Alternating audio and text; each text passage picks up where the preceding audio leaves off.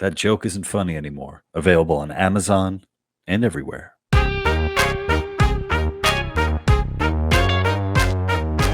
Hey guys, welcome back to the Lou Perez podcast. I'm your host, Lou Perez, and I am so excited to be joined by Paul Bellini and Scott Thompson, who you might know as the members of Mouth Congress. And Mouth Congress has a new album out. It's called Valley of Song, and we're here to talk about it. So Scott, Paul, thank you guys so much for coming on. Thank you. I saw you guys live in Philadelphia. Probably was it a year ago? 2 years ago. 2 years ago. 2 years ago. Yeah. And you guys came in from Canada. It was you two, and then your other band members was Gord and Rob. Gordon and Rob. And a beatbox. And a beatbox, yeah, because I noticed for the album's really well produced, and there are drums on it. And I was thinking, I was like, I don't think they had drums when I saw them live. So. Well, it's kind of hard to travel with a drummer, but he joined right after that show. Yeah, right after the show, we got a real drummer. Yeah. Now, when did you guys start Mouth Congress?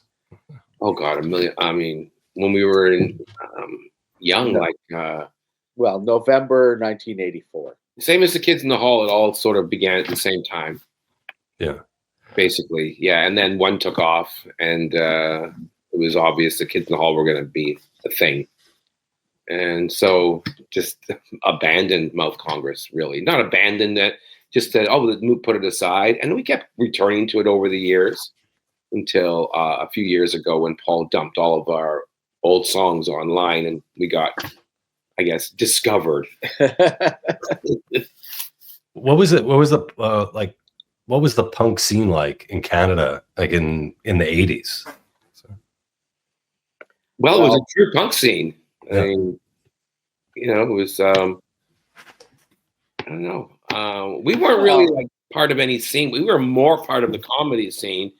The punk scene was, deeply homophobic. So there was no way we could make it in rock and roll because we were both openly gay, and nobody did that back then. Well, we played with our friend's band, Brian Hiltz's band. What were they called? I Want. And he'd always put us either before or ahead of his set. And they actually were a backup band for a long time. Yeah, I mean, it was a very, it was a very raw scene. It was, there was a few clubs that we go to. And I don't think we really thought of ourselves as I don't know if we really thought of ourselves as a real band. It was more like a hobby. Yeah. Or real singers. Still don't. But it just was a hobby that we did, and it was fun. It was something our friends did. It was almost like a way that our friends hung out. Everybody would get together. We would make up songs, and I don't think we really thought, this could be a career. I never really thought, I can have a career in rock.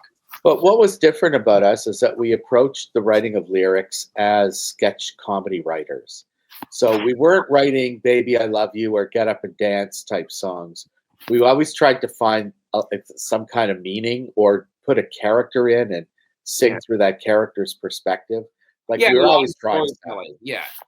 And also lots of perspectives. Like we never really, if we took on a persona, it would just be like, this is the person, this is a guy, an MC in the Weimar Republic in Germany, and he's the MC, and the Nazis are coming, and we'll just sing what he would sing. When we did our first album, we included that song, which is called The Reich. The Reich. And it's a cabaret performer who decides to go with the Nazis because they pay better. And the record company took it from the vinyl release, but they didn't delete it from the CD version of the album. They made a mistake. And so it's not listed on any of the artwork, but it's still on the CD. It's still on the CD. Yeah. It's kind of become like a hip track. But they took it out. They said, this is beyond the pale. We're like, why? Well, it's just this guy singing about the Third Reich. I go, yeah, he's a performer. He's just going with the best job. He's not, don't judge him. And we're not saying this is what you should do, but this is. Well, I love the idea of, Bob Fosse's Cabaret, that the ending is a happy ending. It's like this is fantastic. This is going to be amazing for the arts. It's going to be incredible. Yeah. So they didn't like that, but then of course, again, as Paul said, they took it out and then forgot to actually cut it. So it's like it's an Easter egg. There's a Nazi Easter egg in that release. Yeah, that's perfect because like on Easter, that's when the Nazis will rise again. They will come back. Well, Paul, like you said, writing these songs from like as sketch comedians. I mean, I've been a fan of you guys ever since I was a kid, watching, the Kids in the Hall on HBO, and then later on in reruns constantly on Comedy Central. And what I love about you guys then, and I love about you guys now, is like you're so fucking insane in the best way possible. Where like I would think, like, someone would think like, oh, Lou, you've been doing comedy for over 20 years. You've seen it all. And it's like, no. And then it's like, no, then I hear a song from Mouth Congress from fucking 84. And I'm like, what the hell are these guys doing? And then I hear your new stuff, like Booker, where one of the lines is Booker for a hooker with a chimp. Exactly. And I'm bowled over in like laughing at, in laughter. And then I'm like, how not only did you guys come up with it, but you're doing it, and you're doing it as, older, mature gentlemen. That's right. But you're still frigging, you're completely mad. And it's, and I love seeing that. I'm so happy that you guys are still doing that it. Song, it's about a guy who figured out a way to make a living on a really lazy prostitute. And he got a chimp that liked to fuck. He put them together, and Bob's your uncle. And we're not going to judge him. He lucked out. He's proud of himself. He's an impresario. Yeah, he's very proud of himself. And on that song came about, all the songs were really written, like most of them in my living room. Turned my living room for a year into like a studio. The boys would come over. We'd drink a little, smoke a little. We'd start playing. We would just kind of improvise. And then later on, we'd listen to the tapes and go, well, there's a song here. And like Booker was really just one line. Booker for a hooker with a chimp. I remember saying and going, that's the hook. And that was the hook. That was the actual lyrical hook. And also the sound of it. And so we would just keep working on it. Then the next time we get together, we'd expand it, and then we'd work on the lyrics. And that's how the songs were born. And so, because I just thought, that's hilarious. And we thought you shouldn't do that. But the whole idea for the album was like, well, I don't want to. There's no one. We're going to do it ourselves. We're going to self-produce it. No one can say no. And after coming out of the Kids in the Hall experience with Amazon, I was in a place where I went, I don't want anyone saying no. Even if they're right, I still don't want to hear it. Like, I want to have the chance to fail. You know what I mean? I want to have the chance to fail big time. Yeah. No gatekeepers. And then the album's available on Spotify. And when you talk about like, the writing process, I would love it if like if we could write something where you guys are, going through the songs and in the corner is Quincy Jones just nodding his head. He's like, that's the one. That's the one. Booker or Hooker. And you get Rashida to play him. Yeah. Oh yeah. Yeah. She can come out. Well, what I there's the madness, the insanity of the stuff that you do, and the songs are really well produced. Like I was, we were very lucky. You know what? This album has no business being as good as it is musically. I think that's an honest way to put it. Well, it shouldn't be this good. It's mixed really well. And it moves too. Yeah, it's really hard not to move. Yeah, and the first track, which is, I think is a great song, just flat out, is Honk. Yes. And it's an homage to the truckers in Canada. Yes. And this is great. And I'm happy that, we've talked about this stuff we have. for a while off camera. And I'm glad that we're able to talk about it now, which I think speaks volumes to, I guess, your bravery, but taking on a subject that would get people, canceled and have gotten people canceled. And when it specifically talking about the truckers, have gotten the bank accounts frozen and have really destroyed lives. So yeah, can you bring us like up to speed, or or the history lesson on the trucker movement and how you guys got involved in to come and make a song about it? Well, when the trucker convoy happened in Canada, I mean, the experience between Canada and the U.S. were different in the pandemic. Canada went hard, and Toronto, where Paul and I both live and were all through the pandemic, Toronto had the most lockdowns of any city in the entire world, and Canada went harder than anybody anywhere in the West. So when the trucker thing happened, it was like our 7th lockdown in Toronto. Everywhere else, the pandemic was ending, but not here in Canada. They were doubling down. And so when the truckers started, and they started like in the West, and they started heading for Ottawa, to me, it felt like the cavalry is coming to rescue us. Because I thought, this makes no sense. Why are we still locked down? What's happening? We'd had the vaccine for a year. And so I was naively thinking that this is going to be wonderful. And I didn't really conceive how heavy-handed the government's reaction would be to it. And so that was it. We were just swept up in it. And I just went, I don't see any malevolence in this. And I thought that the reaction of the government was so heavy-handed that we had no business but to write a song about it. And I knew it would get us in trouble. Although the truth is, it hasn't gotten us in trouble at all. Like, no one's paid any attention to this album. Paul? The song kind of started like all our songs with one word, which was honk.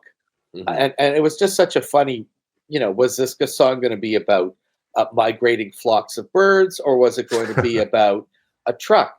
And the Freedom Convoy, like Scott said, they were unnecessarily vilified by our prime minister, who turned them into racists and horrible things. And the media went for it. They took the bait, and it bothered me that people couldn't see the difference between this protest or like the protests we're enjoying right now with the pro-Palestine movement. Or what was happening when all the statues came down a few years ago.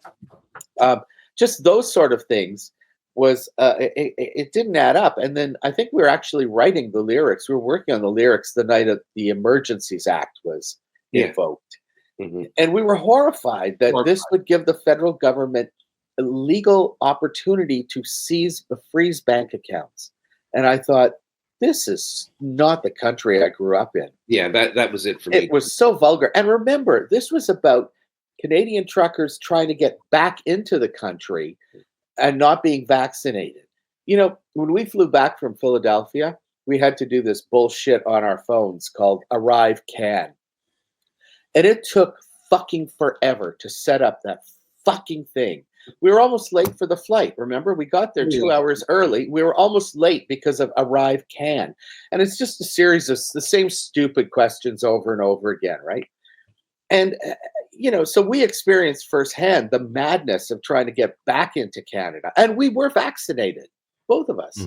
This is the irony. You see, in Canada, you couldn't go anywhere if you weren't vaccinated. You couldn't travel between provinces. You couldn't go into restaurants. You couldn't do anything. You had to show your passport. To get into a restaurant. It's ridiculous. He used language that was very dehumanizing about people that, the vax and the non-vax. And I thought it was ugly. And but the song itself came about from, again, improvising. And it was just, I guess it was this weird not chord chain, because I don't know music at all. But we would sing like, sometimes all that one can do is, and it was just the jump up. And I think that made it makes it kind of a fascinating song in terms of, it's not honk, it's very honk, it's very light, almost angelic.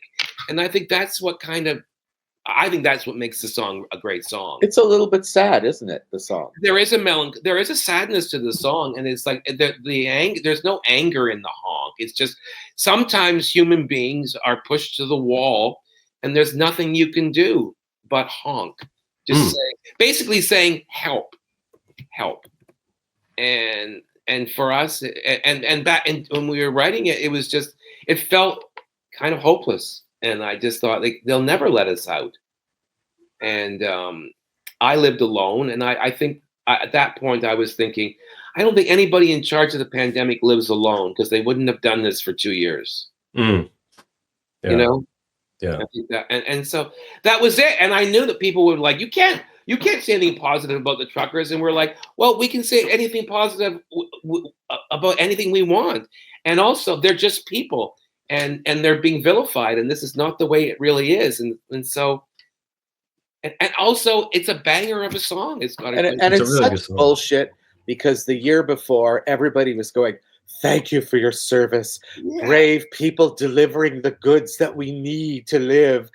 Like, there was just such an outpouring of bullshit that took a 360 turn. And it was like, both are stupid. Trying to make them shut up.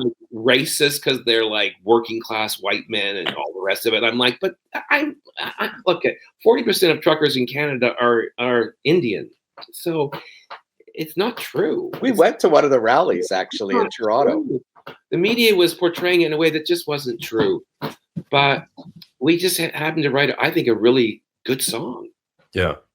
I think one thing, I'm not in the music biz, but one suggestion I would make is if you release it as a single, on the B side, don't use the Reich.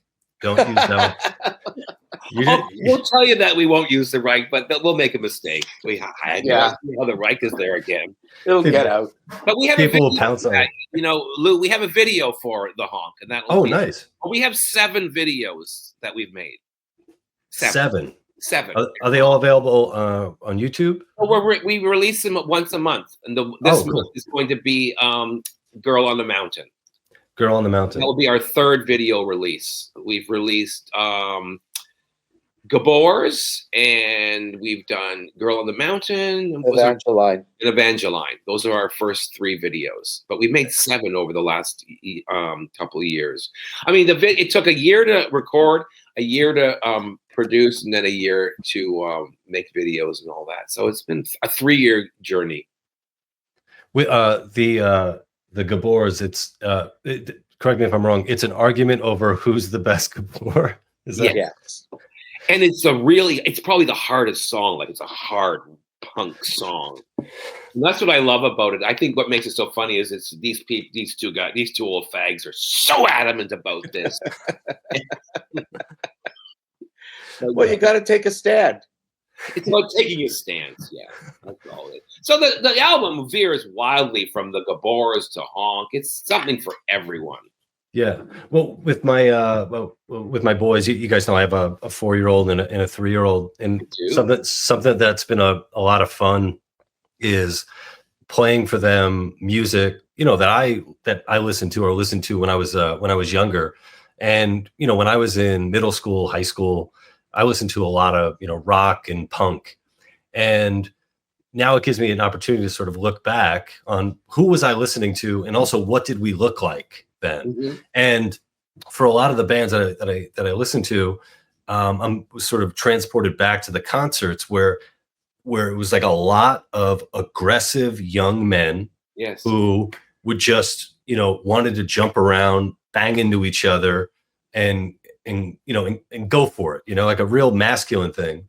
Yes. And something that we've, you know, talked about a lot, especially in regards to like your character, Buddy Cole, you know, we could talk about later, is, you know, this masculinity that I think transcends whether you're gay or straight. Yes. There's something about men that, you know, sounds like, you know, like the song Honk and the album, like we want to just fucking move around. We want to, you know, unleash a little something.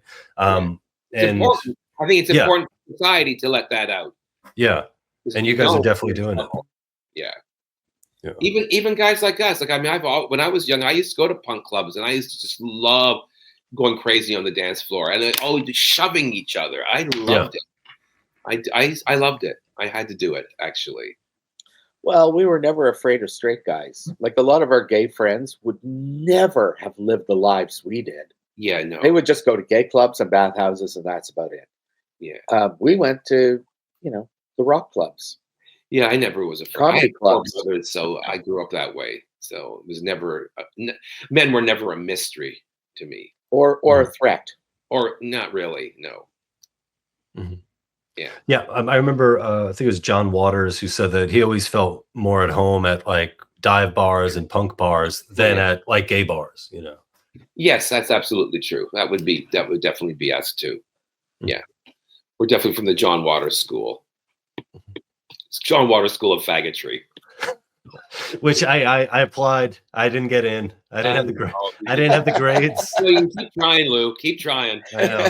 Sorry, boys. Just shave that mustache to a little. I'm so A disappointed. little pencil. A little Pencil. Clark Gable. I need a little Clark Gable. Oh man, you should know. You should do a Fu Manchu. I think you can pull that off. Yeah, I've had that before. Have you had it where it goes below the chin, like about half an inch? Oh, Zappa. Yeah. Ooh, Flank yeah. tap. Oh, I love that. Yeah, the soul patch. Yeah, you got a good beard. You could do it. Thank you. I've been getting a lot. The other night, I had a show, and I pointed out that people are saying that I look like a young George Carlin now because my hair is a little long. Oh. And I said, yeah, that sounds great, but a young George Carlin is still like 65. So it's like, what the fuck, And the more I look like George Carlin, the more I know I'm losing my hair, And then it's at some point I'm gonna have to do the little bullshit, ponytail. It's like, come on, we all know what's going on. Wearing a toque indoors isn't gonna work for you. Yeah, it's not gonna work. So you guys, started out in comedy together, and obviously, working, the legends you are and the legendary, Kids in the Hall. What was now I'm asking like sort of the same general question, like, what was the punk scene like? What was the comedy scene like in Toronto at that time? It was great. Fun, really wild. There was this like explosion of comedy troupes at the time. Yeah. Right. Yeah. And we knew them all. Everybody knew each other because there was only 2 venues, right? Yeah, it was small. It was small, and it was very, very wild, and anything went. Yeah, I mean, comedy scene was quite big. It was between a couple of clubs, but at the time, Second City kind of owned sketch comedy, and Yuck Yucks owned stand-up. And then we came along, and then we kind of blew it up. Suddenly, a bunch of other troops outside of the mainstream came of age. I mean, all the Kids in the Hall went through Second City, but we were all let go. We were lucky though to be one of those cities that had a Second City. Yes, because I think that kind of like sparked the whole thing in the 70s. Yes, but there was a rebellion against it, and we were part of that. And when the Kids in the Hall, each one of us was recruited, and each one of us was found to be wanting. I mean, at one point, Dave and Kevin and Luciano Casimiri, one of the original members, were all in Second City touring companies, but we were all let go for various reasons. Mostly, for me, it was because I did an improv nude. That wasn't acceptable. It was at a biker bar, so that was probably dumb. Well, you didn't have leather. So it wasn't really nude. It was actually Lucia's. It was Lucia's idea. We were at a biker bar in Kingston, and we were the touring company. And we knew that we were being provocative, so we did a wet T-shirt contest with guys, and they did not like that. And that was a night that the owner was going to jail the next day for 10 years for coke, for moving massive amounts of cocaine across the country. So that was quite a night, and I got in trouble. And then I was like, they brought me into Second City, and Sally was like, "What are you doing? You took your clothes off at an improv." I never heard this story. They did a wet T-shirt contest for bikers, and I like, yeah, but the guy was going to jail the next day. We had to give him something special. And, he's still happy. Yeah. So that was the scene, and we were wild. Like we were kind of like punks. The Kids in the Hall were very. We hated everyone but us. Mm-hmm. Everyone. Yeah. And Paul, so you were a writer on the show, and people who watch the show probably recognize you if you were in a towel right now. Yeah. I feel I'm sorry. I feel like I'm like a generic interviewer, but the towel thing. Where did that come from? Well, yeah, I've been around for years because I went to school with Thompson. Right, we were at York University together, and when he joined the Kids in the Hall, I thought this is fantastic. This is the best circus you could run away and join. Yeah. Because all 5 of them were so talented in different ways that it was kind of fascinating. It was always hard to, you could pick which Gabor, but it's hard to pick which kid in the hall is the best, right? Because they all are really good at certain things.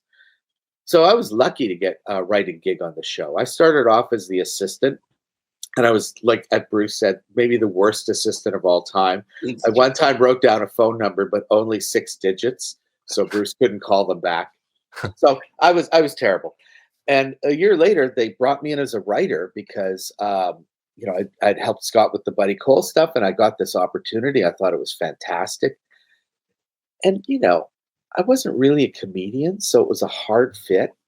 But they liked me in a way that I don't think other people have had this experience. I always had a kind of a special role with the Kids in the Hall. And they were doing a contest, and they needed a prize. And a few days earlier, I'd been writing a sketch with Mark that didn't go very well. And I told him about a trip to the baths. And the baths, of course, are where gay men go to, walk around in a towel and have sex with each other. And Mark, in his mind's eye, picturing me in a towel, he thought it was the funniest thing he'd ever could imagine. And so when it came time to figure out a prize, he said, I think the prize should be Bellini in a towel. And everybody laughed. And I knew at that moment that I had to say yes, right?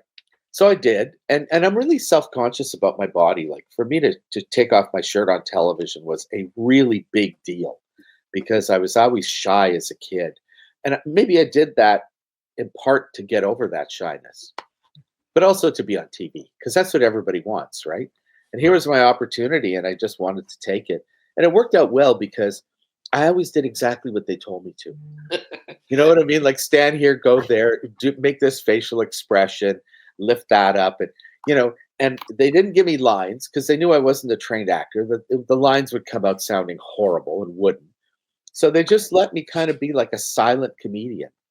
And use my face, It was like Mark really understood at that time, like, what memes were. Like, that was like, right. It was like a meme. Yeah. And I think what I find interesting about the whole thing, I didn't expect it would take off so much, but it was what I find most amusing about it is that it's really based on gay sex, really, like bathhouse, but no one really knows that. So in many ways, it's like the YMCA of its generation. Right. Because no one knows that you even tell people the YMCA. You know what it's about, right? It's about guys going to the YMCA, cruising each other in the. It was a bathhouse, basically, blowing each other. Yeah. Like, no, it's not. It is, and even the guy who wrote it now, he said, "I love Trump doing it." It's never been about that. It is. Right. It is. It is a gay. YMCA is a song about gay sex. Well, I'm no Victor Willis. I will definitely state for the record that it was a gay bathhouse image. Yeah, like Victor Willis is completely he's deluded. Lying. Yeah. Who's Victor Willis? He's the one who wrote YMCA. He wrote the lyrics. He's the leather man, right? Paul, is he the black? No, the cop. He was the cop. And it's a complete lie. It's like, no, you can pretend all you like, but just you know what I think? Why? It doesn't change it. It's still, and that's what Paul is. It's like, well, you know what it was though. I think our fans thought I was adorable. Bottom line, that there was nothing cuter than the sight of me standing in a public place wearing only a towel. Was there ever like a Bellini like teddy bear? Like, no, was there ever something like that? I thought I'd seen something like a teddy bear with the towel and then the hand. Well, that's a great idea, like a little leather bear. Yeah, I've seen the leather bears before. But Paul, you should definitely have your own exclusive leather bear line. I would love to see Bellini in a towel on the side of like one of Elon Musk's rockets. That would actually. What are you doing? Oh, look. George made this for me years ago. It's a it's a teddy bear wearing a towel. I don't know if you can see that. So I want to show you what I got. A fan made for me recently. Oh, the buddy. Yeah, I got one too. Yeah, isn't that great? Look at that. Looks more like a Liberace, but that could pass. No face. No face. And I got a little Chicken lady. towel guy. Oh, that's a towel guy. I thought that was Little chicken towel lady. guy. Look at that. So our Guys, fans are crazy. I want everyone watching this to know I did not tell these guys to have their likenesses on hand. Their props on hand. Cleaner likenesses. Yeah, pretty damn good. Well, with Bellini, how you guys are talking about like the towel coming from like the gay bathhouses. There's like this there and like the YMCA too. There's a lot of like hidden gay messages in popular culture. Yeah. And what anybody who's a fan of the Kids in Hall, like, see, like it is not hidden. Like the gay comedy that you guys did was super aggressive, like in your face. Again, it wasn't like like a femme kind of like, cutesy, like gay thing. It's like, no, like in your face, like we're going to talk about, we're going to do gay stuff on the show, and it's going to be really fucking funny. From the very beginning with the Kids in the Hall, I made it very clear that I said, look, I'm a homosexual. Homosexuality and heterosexuality are going to be on the same plane. It's never going to be gay as a punchline. Right. And I didn't explain it that way, but it was very clear. But to their credit, they all said yes. Yeah, they did. Yeah. And that was it. And I think that was a big deal back then. I mean, comedy was deeply homophobic then, and that was a radical thing. And so they just went with it. Yeah. One of my favorite sketches is Mark McKinney picks up Scott at a bus depot. Dracula. It brings him back 2 weeks ago. Yeah. You just did it. You guys did a lot. Yeah. We can talk about that too. And and just the reveal of Scott, like this happens to me all the time. Every time I come to the city, some guy picks me up at the bus station. Gets me fucking drunk and then tries to blow me every time. Why can't guys just see me for me? And I'm just saying that was I didn't exactly live that life, But you knew those guys. I knew those guys, and I could have been that guy. Yeah. I could have been that guy. My favorite is when I'm going into Mark's bedroom and he's going, I'm going to need a lot to drink. He's like, I got a keg in the bedroom. And then I go, I don't come. No, I don't do anything. And then Mark goes, you come, don't you? And I got that on TV. We just did a TV, and fighting for that was wow. Those fights were incredible. Oh yeah, because our main censor seemed to me like I'm not going to say that I shouldn't say anything. Yeah, but we had the greatest deal because we were co-produced by HBO and CBC. Yeah. So if one didn't like something, we'd just say, "Fine, we'll make it for the other guy." Mm. So we were always able to make everything right. There was almost nothing that. Well, there were things that both people didn't want, but we could play each network against each other. And there are different standards in Canada and the States. There are certain things in this country that are absolutely taboo, but not in the States. And so vice versa. Like there are certain things religious, you can't say religiously in both countries. So we managed to get a lot out. And we were in a weird time, I think, when suddenly everything was accepted. And that didn't last very long. Yeah. But we were very lucky to do that. Plus, the five of us together, we were monstrous. And we're invincible. And we would just say no. We were arrogant. And we thought, we're just going to do this. It was fun. Really fun. Well, when I look at like comparing, say, like you guys to to SNL, and not to shit on SNL, but what attracts people, I think, to SNL is not only the cast that they have, but whoever the host was. People want to see super famous people. They want to see Tom Hanks 11 times, doing sketch comedy there. With you guys, it's you guys, and you're doing all the performances, and you're responsible for all the writing. So you guys assembled not only like amazing performers, but just insanely great comedy writers. Well, like, yeah, we were all good comedy writers, and we learned from each other. And Paul said earlier, like everyone was so different, so everybody had a different style. And and then we had Paul in the room, and Gary and Frank, and all these great writers, and Diane. So Brian. We were very, very lucky. Plus, we were very lucky in that the comedy culture hadn't gone into we must represent everybody. But it was starting to. It was starting. Well, absolutely. That was absolutely discussion. But now we could never have a writer's room like ours. They'd have to insist on ticking every box, which I don't think is a way to make art. But we were lucky. Yeah. And you guys too, like, me doing like, having done or doing a political satire or cultural satire. Yeah. I mean, the amount of ideas that you guys did 30 years ago, I'm like, you guys already did it. You nailed it. Like, you can't really, you can't make it any better. The friggin' sketch where Scott identifies as an Indian woman. Thank you. Or Scott, Scott plays the Dave Foley plays the daughter who brings home her black boyfriend. It turns out she's the monster. Yeah, I know. And for me, it's always amazing that to see comedy that just holds up and stands on its own all these years later. And I've been seeing that with more and more. We're trying to see more with like stand-up comedy. And Scott, I know you're friends with Dom Irera, and Dom has a set that he did. I think it was on like Rodney Dangerfield's. Rodney Dangerfield used to have a show, I think, on HBO, like back in the 80s.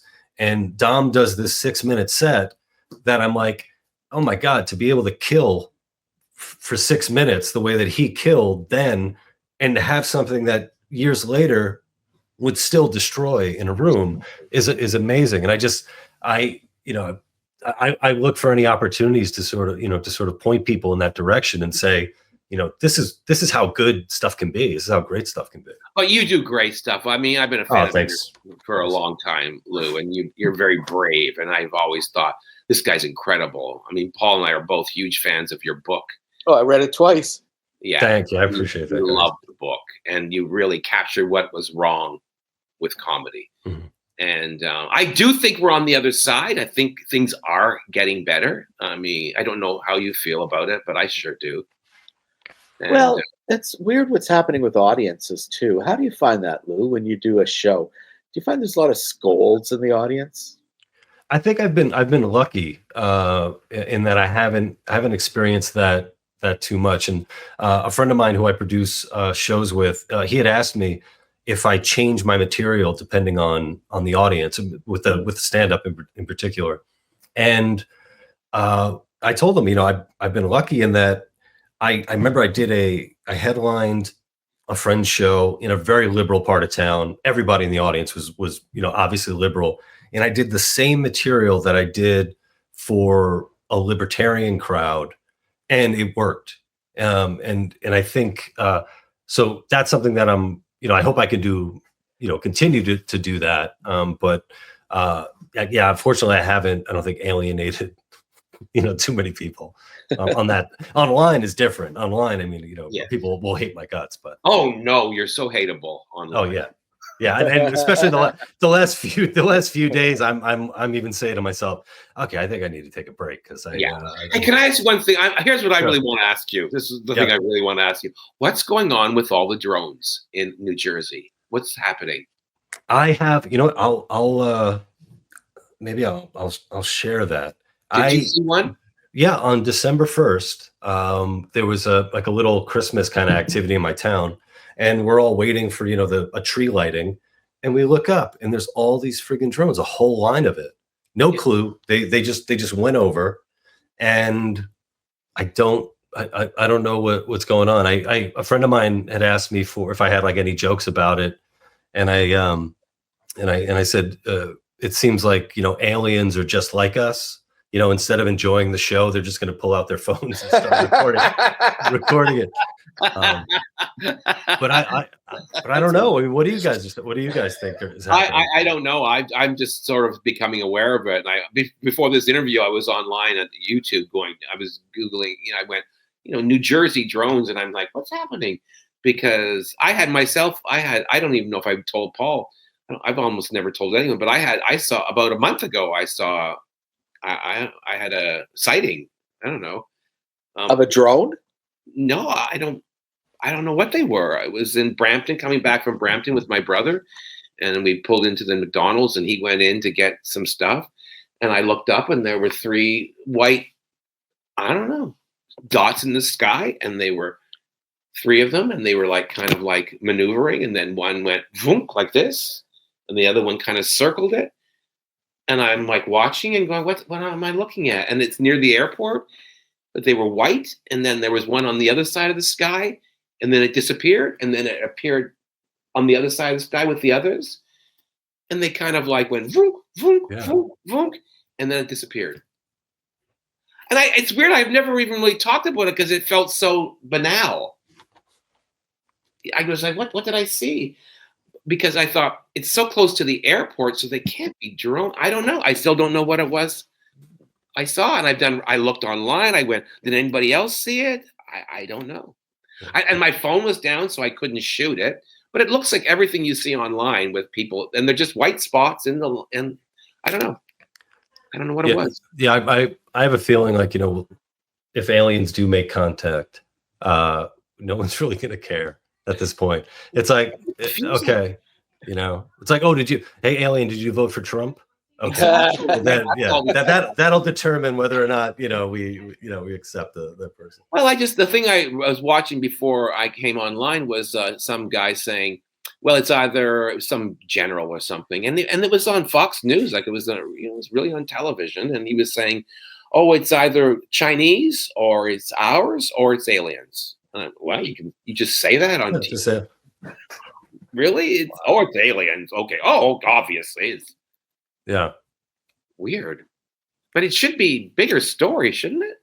I would think so, especially, they look so low. And you saw them and you think they were just drones and they were in a line? They looked like so. Let me see if I could pull it up. Is this the new version of the Chinese balloon?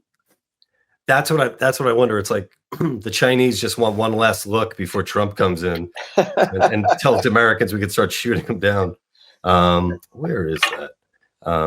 It was. Well, I don't even know if you're going to see this, but let's see. Nope. Whoop. No, that's pointless. No. Yeah. I'll send it. I'll send it to you guys. That was good. So tech savvy. Yeah. What just did that. Yeah, no, it is wild. It's just how I'm amazed that I'm not that interested in it. I should be, right? I've been fascinated my whole life, and yet I'm not as interested as I thought I would be. Yeah, I can't explain it. Yeah, I had a joke about how you could tell aliens are real because they've started calling illegal aliens undocumented immigrants, so they want to be nice to the bigger guys coming in. That's this piece I have, which is in my new show. It's basically apologizing to the aliens for all the stereotyping over the years. It's Buddy Cole making an apology on behalf of planet Earth for all the de-alienizing portrayals. Yeah. He apologizes specifically for all the kids in the hall anal probing jokes. I remember that. Why do we keep doing this? We just find all we know is that 1 out of 10 guys doesn't mind it. So I definitely want to let people know when you were last in town in New York and you did your the show King, your Buddy Cole show. It was legitimately. I can't remember watching a funnier show in such a long time. It was It was painfully funny, and just to let the audience, the viewer, know how funny it was. And days after that, Scott and I we got together, and he met my wife and my kids. Yeah. Scott to this day doesn't know what my wife's real voice is like, because she was laughing so hard at his show that she lost her voice. So when she was hoarse, she was so hoarse. And what's so funny is because my wife has such a like itty bitty cute voice, but you destroyed her voice so badly because you were so funny. And to this day, you have no idea what. I was like, "Why? I didn't know you were married to Roseanne Barr." Yeah. You're like, where are the ashtrays from this chick? She must be exactly. God, is that Lucille Ball coming talking to me? But it completely. It was you killed like on levels that one could only dream. And I know that you're going to take it back on the road, right? So it's going to be a different. I have a new show. It's called The Last Glory Hole, and it's starring me and Buddy. And it's basically I give half the show to Buddy, and then halfway through it, I retire him and I take over. Look at that. So it's a new show. I mean, there's stuff from the old show, but I think that's a really good title. Hopefully that will, bring what is it? Kids to the yard to see my milkshake. How does that go? My milkshake brings all the boys to the yard. Yeah, I think this milkshake will bring all the boys to the yard. And just from like a fellow comedian's perspective, this is how annoying Scott is. Scott is retiring material that destroyed, and he's like, I'm not going to do that. We'll put it on later. And I'm like, Jesus Christ, man. Well, we got an album. We got an album to sell. That's right. That's right. The album is terrific. And before I let you guys go, one thing I do want to talk about is we had the Kids in the Hall came back to Amazon for a season, and there were a number of like really great sketches there. But something that you've been open with, Scott and Paul, you've talked about as well, is what a nightmare it was to make that show for you, where I think the general public or fans of yours, if they probably wouldn't believe the shit that you had to go through to make it. Yeah. It was a very difficult time. I'm very proud of what we did, because the Kids in the Hall really can't be defeated. You can do everything you want, but we're just very prolific, and no matter what firewalls you'll put up, we will find a way around it. But yes, it was a very difficult experience, and it was during the pandemic. It was during lockdowns. The censorship was, I think, in the West at its peak, and we were like the perfect target for it. 5 old white guys. Yeah. So, but it's over, and this is the thing. One of the things I have to say about like this album is that this album wouldn't have come out. It wouldn't have come about if the experience with Amazon hadn't been so difficult. So I'd like to thank Amazon for Valley of Song, because their heavy-handed treatment of us led to this.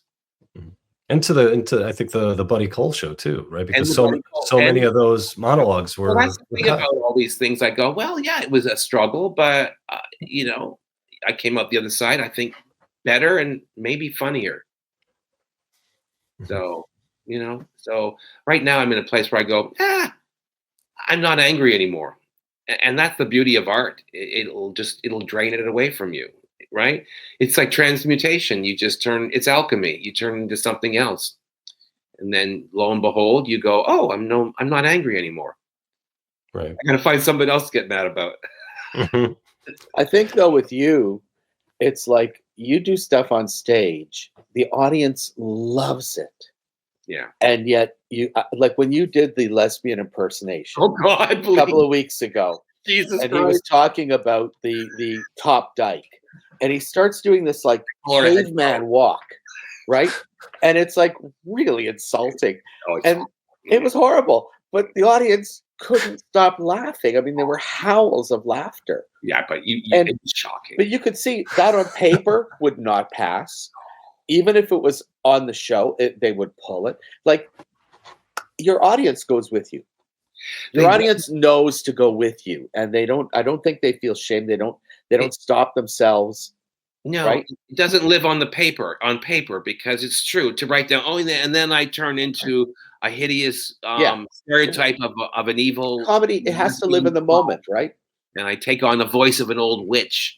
It just and I'm all hunched over, and I went really far. And I kind of know that I went too far, but it was the best moment of the show. It actually was the funniest thing all night. So, and everybody was shocked. Yeah, it was shocking. But that's the Kids in the Hall experience, right? Being shocked and thrilled at the same time, and laughing. Yeah, and that I sense that's coming back into comedy. That feeling of like, are we allowed to be here? That's, I think, so important. Well, we got to get rid of gatekeepers. That's the first thing we got to do. Because the gatekeepers are people that are humorless. No gatekeeper is a hilarious person. And true hilarity is a very dangerous thing. And people that like to hold on power, they don't like funny people. And so anyway, that's you performed a couple weeks ago. Dave was sick, right? And we did a benefit for Paul because Paul is fighting cancer right now, multiple myeloma. I'm allowed to say that, Paul? Sure. Yeah, I'm glad you brought it up because I was feeling I wasn't sure. Yeah, Paul. Yeah. And I tell everybody anyway. So. He does. That's how you get free drinks. So, but I can't drink. That's the problem. Oh shit! Come on, bullshit. So we did a benefit for Paul. It was a big show, but Dave Foley was sick, and so we had to fill in for him. And I got to do something that I've been wanting to do for a long, long time, which was Citizen Kane. Kevin and Dave, one of their, I'd say probably their best scene, probably the best scene they've ever done. Yeah, and I think it's a masterpiece. And I just said immediately, I'll do Dave's part. And I mean, they loved it, and I knew I would capsize it immediately, and I did. But it was beyond fun. I don't think I've ever had that much fun on stage. I remember looking at Kevin and going, "Oh my God, he's laughing so hard, his ribs are gonna break." and he literally was going, "My ribs are breaking." And I'm going, all my instinct was to go harder, like, yeah. Well, then I got to go harder and. To make Kevin laugh like that is just truly a joy to do. And I'm doing it because I'm fucking Dave's piece up completely. Like within 1 minute, he says, Citizen Kane, I go, that was what it was. Yes.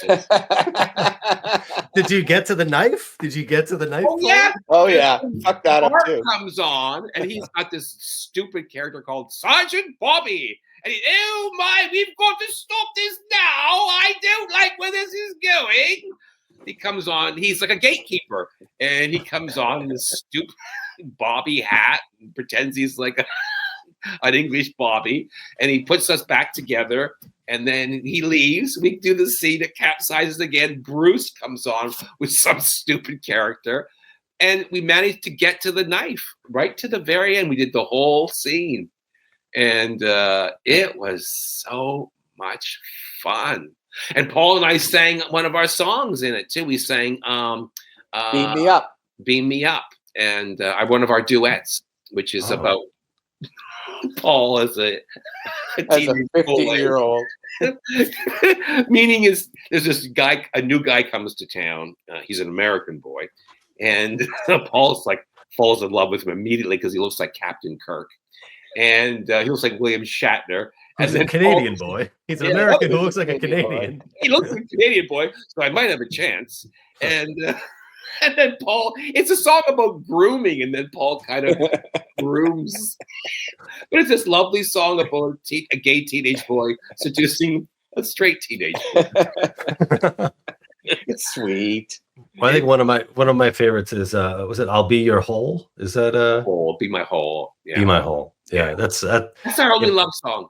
Yeah, that was. Had I heard it in time, that would have been my wedding song. That would have been so. But that is a beautiful thing to say to someone, isn't it? Yeah. You know. And when I heard your wife's voice, I went, "Oh yeah, you could sing "Be My Hole" to this hag." This deep voice, this drunken, this fucking hag. Demi Moore throated. Be my gaping hole, you. You New Jersey bus stop prostitute. So romantic. Yeah. So romantic. Well, Paul, how are things going with treatments and stuff and all that? Because you look good. You look great. Yeah. The face of cancer. You know what happened is I started to get my chemo in the spring, and then in the summer I had diverticulosis and my lower bowel burst, and I had to have emergency surgery, and I had an ileostomy bag for 2.5 months, probably the most horrific thing anyone would ever have to endure. And then they reversed that surgery, but then it took 9 weeks for the wound to heal. So 5 months out of my treatment were taken up by this stuff. Now I'm back on the cancer treatments. And tomorrow I finally get my stem cell collection, which is they take stem cells out of your own body and they harvest them and put them back into your body at a later date. And that basically destroys the melanoma and allows the bone marrow to go back to functioning and make hemoglobin. So tomorrow is a big day for me. It's quite exciting. A day in a hospital. Do they extract the stem cells through your cock? Is that? I hope they do. If only it was that easy. Yeah, I remember the diverticulitis. My mother had a similar thing, and she didn't have a cock. No. She borrows my dad's when she needs Did she have an ostomy bag though? Yeah, she had the bag. I forget for how long, but it was just so demoralizing for her, and cleanliness. It's grotesque. It's grotesque, and but the saving grace is that it was reversible, and yours is reversible. I think it's just incredible the stuff that they're able to. It is incredible. Yeah, they took my small intestine and put it on the outside of my body so that it could still expel waste. I mean, it's kind of genius until you're doing it, and then you realize this is the most horrifying thing that's ever happened to me. Yeah. But it's hard not to get involved in your medical treatment. It's kind of fascinating. Mm-hmm. Like I want to learn all the words and figure out all the procedures, but I would like it to end soon because I am getting tired of being a patient. Yes, and I think it's time for us to start writing songs about it. Or at least go back to performing. You know what's interesting? Many years ago, back when we were young and we were writing songs and we would just write them constantly, we did write a song called Gucci Colostomy Bag. So, I've got a Gucci. Well, we had a friend who had a colostomy bag, but he always liked to put on airs. Yes. So he said he had a Gucci colostomy bag. And then 40 years later, I got my own. He got his own. Yeah. Okay. But yours is a Louis Vuitton. Yes, absolutely. Now I'm just thinking, like, the world is so sick that I bet there are people out there who are going to identify as, having a ruptured small intestine and say, no, I need that on the outside of my body. This is absolutely. I'm sure there's people getting that sort of thing, like for fun. Yeah, for fun, probably. Yes, for fun and sympathy. Everybody loves sympathy. Yeah. Did I? You don't. No, I hate it. No, I don't. No, you don't. No, and you don't get it from me. No. Well, thank God. That's why we're so close. No, I'm really. Come on, you lazy fuck. Let's go. Yes, it was a lot like that. Look, because I fucking had cancer. Come on, Jesus Christ, get up off the bed. Get to hell. Got work to do. No, but Paul and I are good. We don't do that for each other. We don't. No, I think Scott's cancer actually, to me, which was something that was treatable and had an end date, was really inspiring. So that when I got sick, I thought, okay, let's put it in perspective. It's not pancreatic. Right. Yeah, it's not going to kill you. So I can get through this. If he could, I can. Yeah. Well, I'm so happy that both you guys have gotten through this conversation with me. An hour with Lou. Yeah. Well, I just want to admit something. So I've known you guys for a little while now, and I always felt funny about inviting you onto the podcast. Why? because I don't know, like with friends of your stature, I'm kind of like, I don't want to feel like I'm being like needy or asking for a big favor or, you know. So when the opportunity came with the album coming out and you guys saying like, oh, we'd love to do your podcast, I was like, oh, this is a dream come true. So. Oh, for me too. Yeah. No, we love you, Lou, and love you guys too. Hilarious. Yeah, and this is nice. But we did have to ask you. we did, right? That's true. And I almost pretended like I didn't know you. Like, who are you guys? What? Yeah, go through my people. I'm not. Yeah. I don't know who you are. I just can't unsolicited calls like this. The band is Mouth Congress. Paul Bellini, Scott Thompson. Thank you guys so much. Thanks, Lou.